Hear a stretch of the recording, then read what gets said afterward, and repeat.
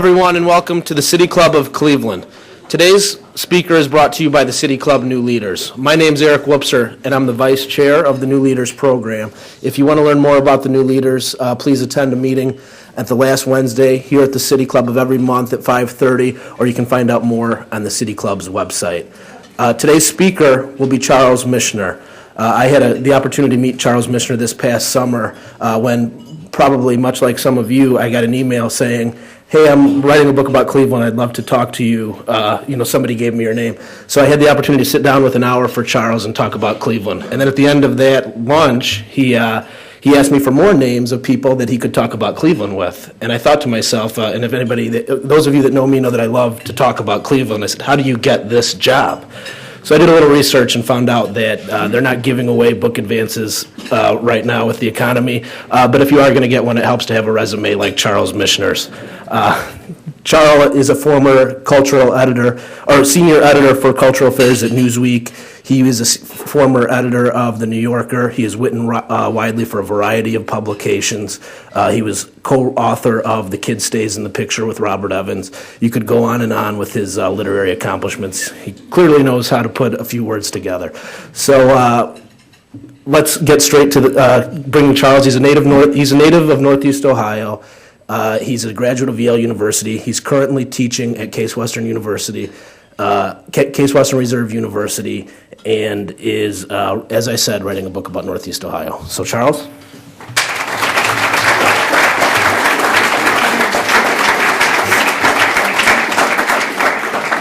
Thank you, Eric. Thanks very much. Given the choice, I'd rather be speaking to younger leaders than older leaders. It's great to see so many familiar faces here, including a number of people who figure prominently in my book. I guess they're curious about what I'm up to. So am I. In the winter of 1938, during the first Great Depression, my father left his banking job in Philadelphia to start a new business in Cleveland. As the story went, he drove a Pierce Arrow through deep Pennsylvania snows, following the same route that the Shakers had taken in search of what they called the Valley of God's Pleasure. His arrival in Cleveland was greeted by a raging blizzard. My father had chosen to set up business in Cleveland for one reason: babies. In those days, Northeast Ohio was one of the fastest growing regions in the country, the best location in the nation, as the city boasted. My father built a plant on Lee Road in Shaker Heights with the name of the business emblazoned in big red letters: Diety Wash. Before long, he had amassed a fleet of little blue, pink, and white trucks that swarmed the region, delivering bags of sparkling clean diapers in return for filthy ones. My father, who was from an old Philadelphia family, threw himself into the life of his new city with curiosity and enthusiasm, though he did retain a touch of Philadelphia snobbery. "Look at all those big houses right on top of each other," he would complain as we drove down Shaker Boulevard. But he loved Cleveland's rich intellectual and cultural life. He came regularly to the City Club. He led a great books discussion group. He joined the Philosophical Society. He played organ in a Methodist church on Sunday. He and my mother, a native Clevelander from an extensive Irish Catholic family, made sure that we four children were exposed to the best the city had to offer: the orchestra, the art museum, the playhouse, Caramoo, the public library, the Hannah. And thanks to my Irish sports-loving grandfather, I found my way into the dingy grandeur of Municipal Stadium. It's safe to say that growing up, I cared more about Larry Doby, Bob Feller, Otto Graham, and Dante Lavelli, may his hands rest in peace, than I did about the members of my own family. One day, my grandfather, who had a wicked Irish sense of humor, deadpanned that Bob Lemon had broken his right arm and was out of the 1948 World Series. For a few minutes, I thought it was the end of the world. Thanks to the booming diaper business, my father built a nice, comfortable house on 2 acres in Pepper Pike. in the required white-clabbered New England style.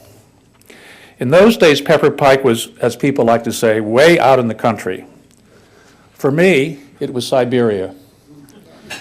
I wanted to be in one of the heights where my cousins lived. I wanted to be in the city. Fortunately, I was blessed with teeth that needed straightening and an orthodontist who had his office in Terminal Tower. Every Saturday when I was 12, my mother dropped me off at the Green Road Rapid Station. What a trip. The ride down Shaker Boulevard, the mansions in every conceivable style, the spectacle of belching smoke stacks before we plunged underground only to reemerge amid the splendor of Higbee's. After my teeth got wired, I had the city to myself.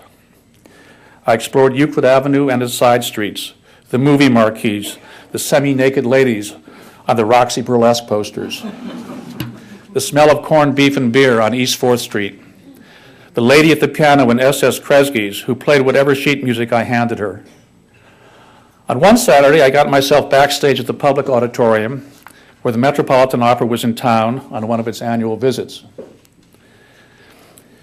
I watched a Rosenkavalier from the wings with a perfect view of the audience, the stage action, and the backstage commotion. At the end of the first act, the diva Eleanor Stieber came off stage and stood right next to me. "Honey," she said, as I tried to disappear, "it ain't what it's cracked up to be." That's a good title for a book. In those days, there was no curfew. I just had to be home a little before dark. My happiest times as a kid were spent exploring Cleveland. When I became old enough to drive, I loved sitting behind the wheel of one of my father's trucks and dropping off diapers at mansions on South Park and shanty houses in Tremont. Picking them up was another matter. One summer, I got a job counting trees for the illuminating company. From June until Labor Day, I trolled every city block at glacial speed, taking note of every tree specimen that might interfere with the flow of electricity through Forest City. I was proud of the fact that I knew Cleveland as none of my friends did. After high school, I left home for college in the East. My parents subsequently moved away. My father, who had asthma, had had enough of Cleveland's winters. For years, the thought of returning never crossed my mind. Well, a few years ago, I did return to Cleveland. Once again, I set off to explore the city's many strange and fascinating neighborhoods, only this time it was with the eyes of an adult. The book I'm working on grew out of an article I wrote in 2005 for The New Yorker about the Cleveland Orchestra. My intention was to study the orchestra's relationship with its new music director, Franz Welser-Most. When I got here, however, I discovered that there was a lot more to the city, to the story. The article was titled simply, "The Clevelanders," but the question in the subtitle hinted at the larger subject. Can an orchestra survive its city? 2 years ago, I began addressing this issue in earnest, this time in a book that asks, how can Cleveland, and when I say Cleveland, I mean the whole region, reinvent itself in the 21st century? I'm sure that the question is one that everyone in this room has thought about. My research is also taking me to other cities, and I can assure you that people in Buffalo, Pittsburgh, Detroit, Milwaukee, and St. Louis are asking themselves exactly the same question about their city. The bad news about Cleveland and these other places, the decline in heavy manufacturing jobs, the shrinking population, the epidemic of foreclosures, is not news. What is news is the good news. The flickering points of light throughout this region that give rise to the hope that Cleveland can again become the best location in the nation.